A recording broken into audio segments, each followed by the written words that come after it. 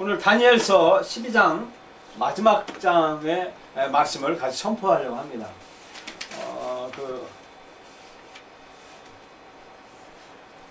처녀 10분이 계셨어요. 처녀 10명이. 10명이 계셨는데, 5명은 이제,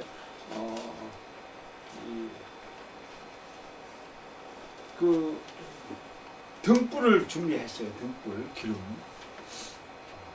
그 10처녀가 전부 기름을 다 준비했는데, 무슨 얘기냐면, 신랑이 밤에 옵니다. 밤에 오는데, 밤에 불을 밝히려면 옛날에는 전기가 없어가지고 호름불을 켰죠. 근데 기름이 많이 준비한 사람은 5처녀가 기름을 많이 준비했어요. 그래서 신랑이 올 때까지 불이 안 꺼졌어요. 근데 5처녀는 게을러가지고 준비를 하지 않았습니다. 기름을 준비하지 않아서 그 신랑이 오는데 이때나 저때나 오는데 늦게 오는 거예요. 그래서 기름이 전부 소진해서 불이 다 꺼진 거예요. 그래서 신랑을 맞을 준비를 못한 거예요. 자, 오늘 본문에 무슨 말씀이냐 하면 세상에 종말이 온다는 거예요. 종말. 근데 세상 종말도 오지만 우리 개인의 종말도 오는 거예요. 우리가 태어날 때 이렇게 태어나지만 우리 끝이 오는 거예요. 이 오늘 본문 말씀 다니엘이라는 이 선지자님께서 우리들에게 종말에 관해서 말씀해 주고 있는 것입니다. 우리가 종말의 때 어떻게 해야 될 것인가를 오늘 같이 배우고자 합니다. 예수님이 오시기 전에 약 200년 전입니다. 약 지금부터 2200년 전에 말씀 역사 사건입니다. 지금 여기가 막 어리어리하지만 이게 도시입니다. 도시.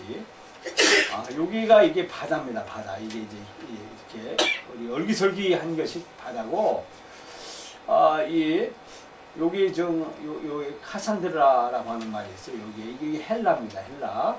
여기에서 알렉산더 대장이 여기 이 전체를 다 통치를 했지요.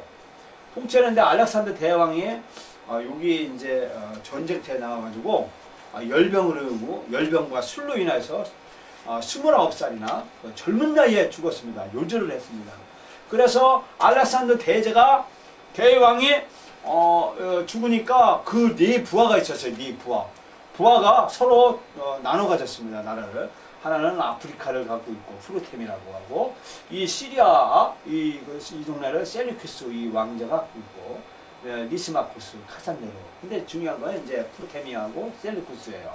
왜냐면 여기 다니엘에 속해 있고 하나님을 믿는 사람들이 여기 조그맣게 있어서 셀리쿠스 왕자의 이 지배를 받게 되는 겁니다. 이 셀리쿠스 왕조의 에피파네스라고 하는 안티오쿠스 4세, 그러니까 증손자, 고손자, 이 안티오쿠스의 아들, 손자, 그러니까 증손자, 4세, 안티오쿠스 4세예요. 이 4세가 왕자의 왕권에 들어섰는데, 이 사람이 얼마나 악한 왕이냐면 이게 그렇습니다. 이게 안티오쿠스 4세입니다. 이 사람이 폭정을 행했어요. 그래서 적그리스도의 모형입니다. 뭐냐면 예수 믿는 사람을 박해를 했습니다. 얼마나 박해했냐면, 이게 지금 예루살렘 성전입니다. 예루살렘 성전에 이 기물들 다 부수고, 사람들을 죽이고, 어린아이를 갓난아이를 죽이고, 이 칼로 죽이고, 핍박을 해서 전부 피받아야 됐습니다. 그리고 안식일을 폐지시켰습니다. 그리고 이때 당시에 대제사장이라고 있습니다. 성전에서 예배를 집례하는 분인데, 목사님인데, 목사님들에게 큰 목사님. 지금 말하면 우리나라의 국회의장 같은, 우리나라의 국회의원의 국회의장 같은 분을, 공석 중인 국회의장을 안티오쿠스가 자기 마음에 맞는 사람을 데려다가 앉힙니다. 야손이라는 사람인데 이 사람이 이 헬라의 이 문화를 전파하기 위해서 가르치고 결국엔 또 제사장을 돈 주고 사서 다른 사람으로 또 바꿉니다. 그래서 이 악행이 판을 치고 있었습니다. 지금 말하면 약 40년 전에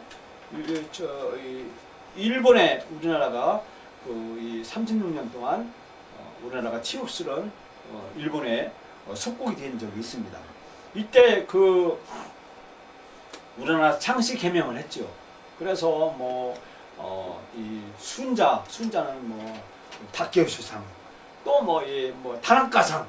그리고 저도 만약에 그 일본이 지금 이렇게 지배를 했으면 저도 한글이 아니고 무슨 다나카나 이런 일본 이름이 있겠죠. 창씨 개명을 했고 언어를 쓰지 못하게 했습니다. 이렇게 치욕스러운 우리나라 역사에 있던 것 같이 이때 당시 예수님 당시에도 유대 민족을 말살시키기 위해서 학교도 헬라 학교를 세우고 헬라 방식으로 교육을 받고 이 유대 민족을 완전히 말살 정책을 쓰기 시작했습니다. 그래서 그 성전 안에 수리아 군대를 주둔시키고 또 성전 안에 이방신, 이 제우스라고 하는 이방신상을 이 예루살렘 성전 안에 세웁니다. 유대인들은 하나님의 백성들은 돼지고기를 먹지 않습니다. 오늘 우리 기독교는 돼지고기를 먹지요. 왜냐하면 예수님이 말씀한 것처럼 우리가 먹는 것은 아무 흠이 없다. 그렇기 때문에 아무것도 먹어도 된다 라고 하는 그 명령에 의지해서 우리나라는 돼지고기가 실제 소고기보다 돼지고기가 더 비싸죠. 지금 시대에. 그런데 이 유대인들만큼은 구약의 성경에 옛날 언약에 돼지고기를 먹지 말라고 하는 그 명령에 따라서 지금도 먹지를 않습니다. 근데 어쨌든 돼지고기를 하나님의 성전, 예루살렘 성전의 제단에 예물로 바치고, 그리고 우상, 이 제우스의 신에게 바쳤던 우상의 제물을 이 유대인들이 먹게 만들었습니다. 저는 어릴 때부터 교회를 다녔어요. 교회를 4살 때부터인가 3살 때부터인가 하여튼 부모님 따라 다녔는데 이렇게 크면서 동네에 이렇게 친구들이 또는 이제 형빨 되는 분이 이제 이렇게 제사를 드리는 거예요. 제사를 드려요. 그냥 잘 살지 못하는데 불쌍하게 사는데 이제 나를 꼭 불러요. 야, 우리 먹으러 와라 그러는 거예요. 그때 당시에 뭐 있어요? 가서 보면 이렇게 제사상에다 놨던 음식을 차려놓고 먹으라는 거예요. 왜 형하고 저하고 이제 이렇게 먹는 거예요. 형빨되는 이유. 그때 그렇게 먹고 그랬어요. 근데 이 기독교인들은 아무 상관이 없어요. 아무 우상짜물이도 그거 먹어도 되는 거예요. 근데 다만 예수 믿는 사람이 이 먹는 거를 예수 안 믿는 사람이 저걸 보고 저 예수쟁이도 저걸 먹네. 그러고 나 예수 안 믿겠다. 그러면 그 사람들 앞에서 먹지 말아야 되는 거예요. 전도에 방해가 된다. 그럼 먹지 말아야 되는 것이죠. 그게 사도 바울들한테 해준 명령이에요. 그러나 전도가 방해가 되지 않는다. 그러면 먹어도 상관이 없다라고 말하는 것입니다. 어쨌든 이 안티오코스 에피파나스가 4세가 이 마지막 종말의 때에 적그리스도를 표방하는 거예요. 적그리스도의 마지막 종말의 때는 악이 횡행한다고 그랬습니다. 타락을 하고 악한 것들이 막 성행해서 밤에 함부로 바깥에 나가지 못할 정도로 그런 거죠. 미국 같은 경우에는 밤에 10시 이후에 바깥에 함부로 못 나간답니다. 그러나 우리나라도 그만큼 밤에 함부로 못 나가죠. 차 없이는 함부로 나가지 못하는, 특히 젊은 사람들, 어린 사람들은 나가면 참 위험에 많이 처하게 되는 것입니다. 그만큼 세상이 악해졌고 빨라졌습니다. 이럴 때 우리들에게 해줄 하나님의 말씀은 뭐냐면 그것은 바로 우리가 환난을 받는다. 이 환난이 임한다는 겁니다. 종말의 때 환난이 어려움을 당하는 것입니다. 그럴 때 우리는 믿음 있는 사람들은 치유 승리를 얻게 된다라고 말씀해주고 있습니다. 종말의 때는 확실한 환난이 일어나고 힘들 때는 것이죠. 예수님께서 말씀하십니다. 하나님의 창조하신 창조부터 지금까지 이런 환난이 없었고 후에도 없으리라 그랬습니다. 그래서 적그리스도가 올 때 악한 사탄이 막 치유 발악을 하죠. 그래서 힘들고 어려울 때죠. 그런데 우리는 환난할 때 두려움이나 절망으로 보내지 말아야 되는 것입니다. 오늘 본문 말씀에 많은 사람이 연단을 받아 스스로 정결케 하여 회개할 것이나 악한 사람은 악을 행하려니 악한 자는 아무도 깨닫지 못하되 오직 지혜 있는 자는 깨달으라 라고 말씀해 주겠습니다.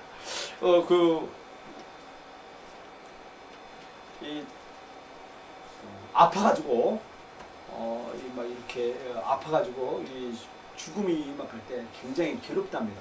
막 힘들답니다. 암 환자라든지 그러면 막 고통에 겪어서 막 벽을 막 손톱이 막 꺾어질 정도로 막 벽을 흩고 젖뜯는답니다. 힘들답니다. 그만큼 환난이 온다는 것입니다. 그럴 때 예수 믿는 사람하고 예수 안 믿는 사람하고 확연히 차이가 다른데요.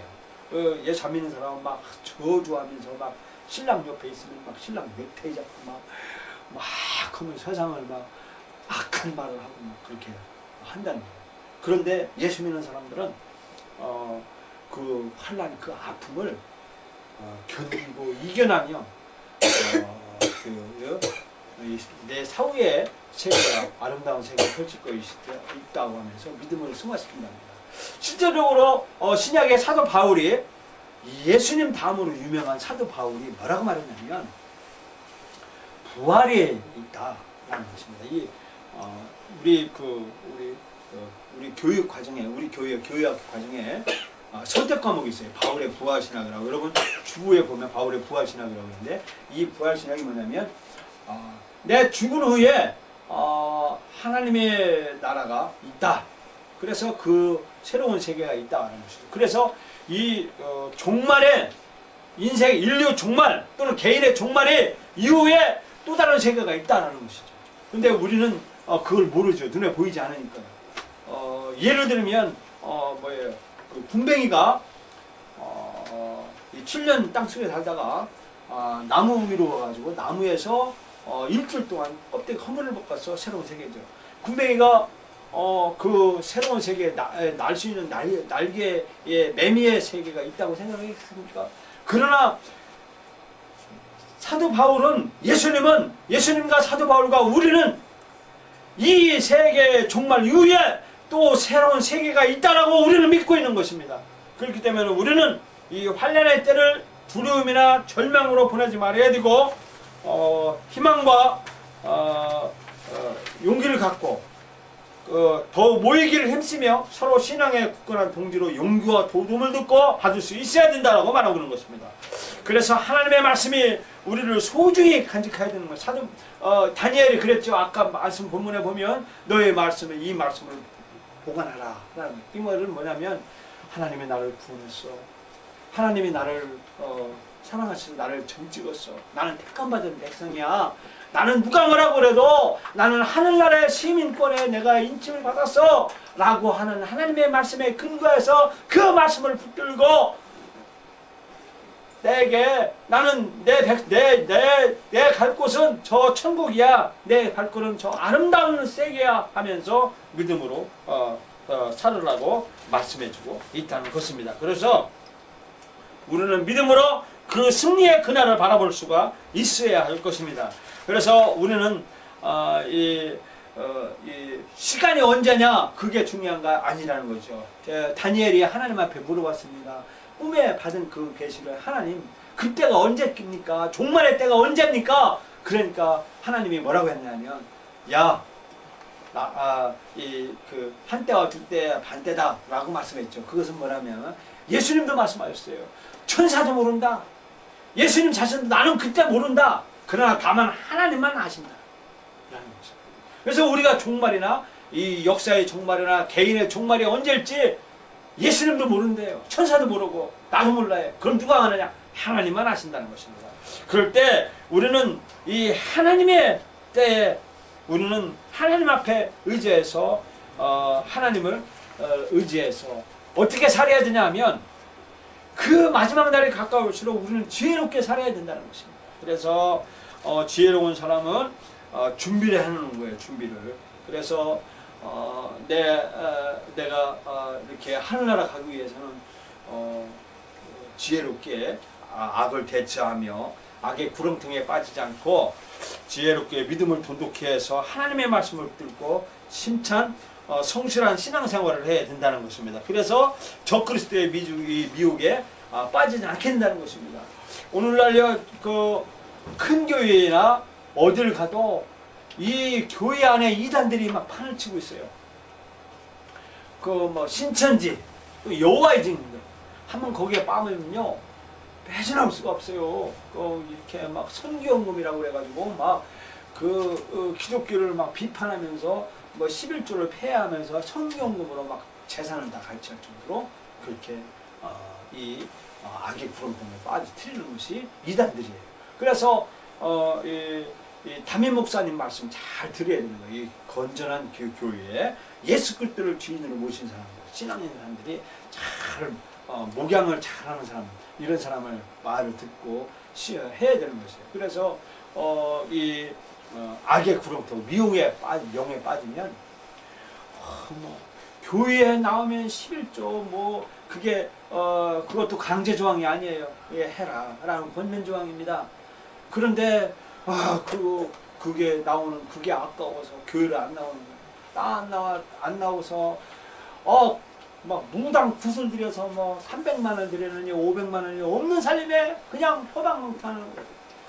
그리고 이 악에 이렇게 빠져서 많이 지혜롭지 못한 일들을 경험하는 것을 봅니다. 그래서 우리는 본문 말씀에 지혜롭게 살아가는 것입니다. 지혜롭게.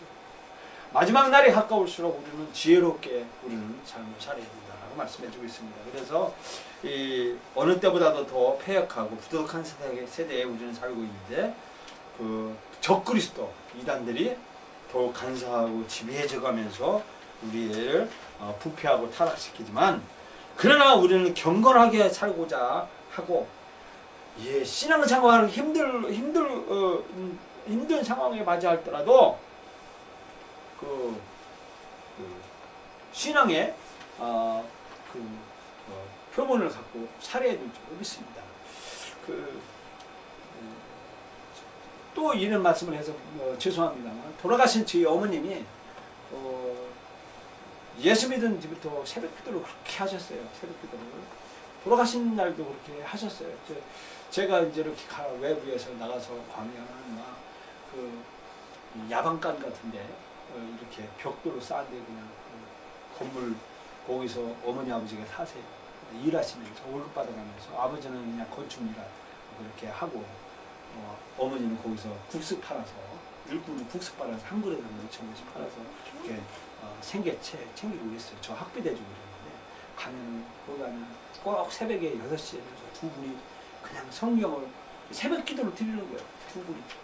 그 성경을 몇 번 읽었냐, 몇 번 읽었냐, 나 이렇게 몇 번 읽었다 하면서 수십 년 동안 하셨어요. 어느 날 우리 어머님이 고추 다듬다가 말이에요. 고추 다듬다가 매운 고추 가을에 12월달에 그 매운 고추 추운 날 매운 고추 마을바닥에서 하다가 살이 들은 거예요. 살이 들었으니 딱 멈춘 거예요. 이 뇌출혈로 인해서 병원에 가서 수술하셨어요. 수술하는데 중환자실에 제가 보면 중환자실에 저희 어머님이 아마 정해진 시간에 새벽 기도를 했을 거예요. 막 찬송하고 그랬으니까 이 간호사들이 막 스트레스 쌓이니까 거기다가 주사를 놨겠죠. 하여튼 했겠어요. 하여튼 그런 제가 느끼는 거예요. 그런데 돌아가시는 날까지 저희 어머님이 새벽 기도를 하셨어요. 그래서 새벽 기도만큼 이렇게 중요합니다. 그렇게 중요해요. 저 배운 게 그래요. 저희 어머님이 한 40년, 50년 신앙생활 하시면서 저희 아버님이 40살인가에 술 담배 끊고 예수 믿고서 85세까지 45년 동안 그렇게 새벽 기도를 하셨어요. 제 어머니와 아버지가. 그래서 우리가 들어가신 날까지 신앙생활을 굳건하게 잡으시며 승리할 그날까지 신앙의 순수성을 지켜나가는 그런 사람, 지혜로운 사람, 이런 사람이 영적 불표에서 승리할 줄 믿습니다. 그래서 꼭 여러분 어르신들 신앙에 승리하는 여러분과 저가 되기를 예수님의 이름으로 축원합니다. 아멘.